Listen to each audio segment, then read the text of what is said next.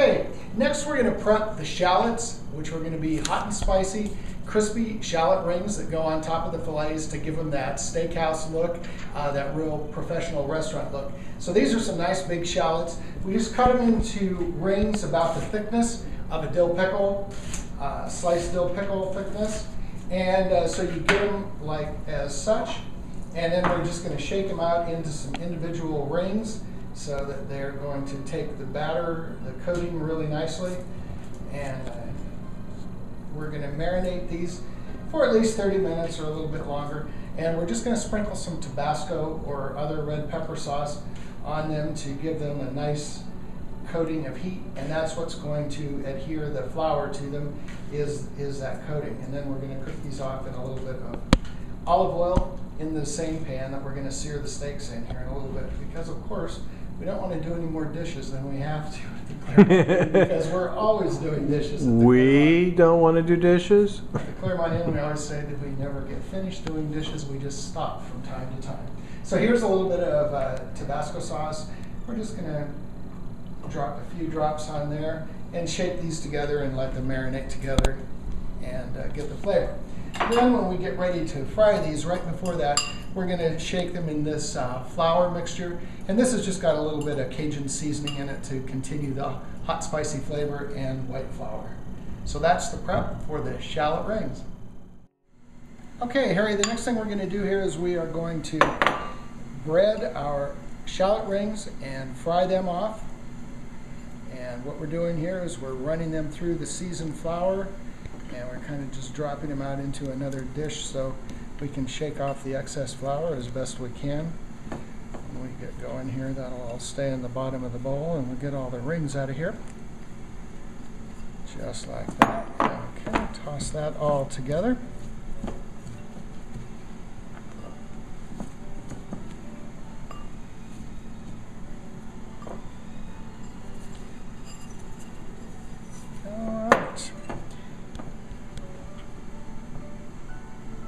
Good. All right, Harry, we've got the oil nice and hot on the stove here. Big, hot, heavy bottom pan here. This is where we're going to sear the meat as well as fry the shallots. We just let them do their thing here for about 1.5 minutes,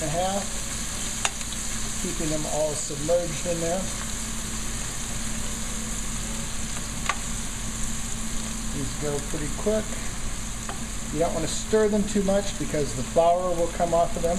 You want to let them cook and set up. Sometimes you just get them off to the side so they all fry up pretty much the same.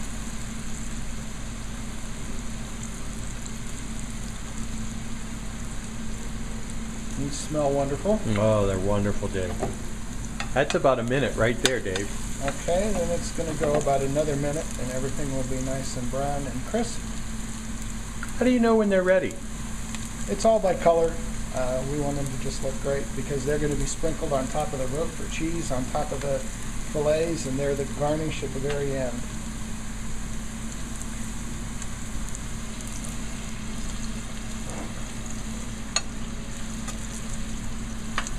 Now my experience with these is they do a little bit of cooking after they're even come out of the oil. Yeah, they're very hot when they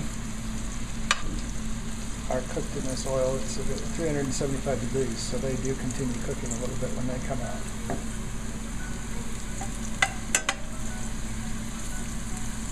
Oh, they smell good.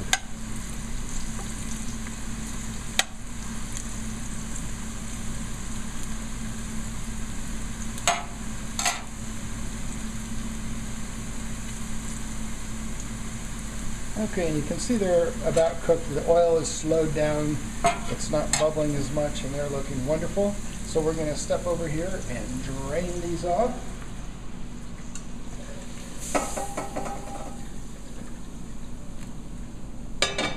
And we'll drain them out on a paper towel.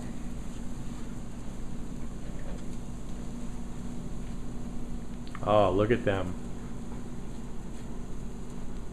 All right.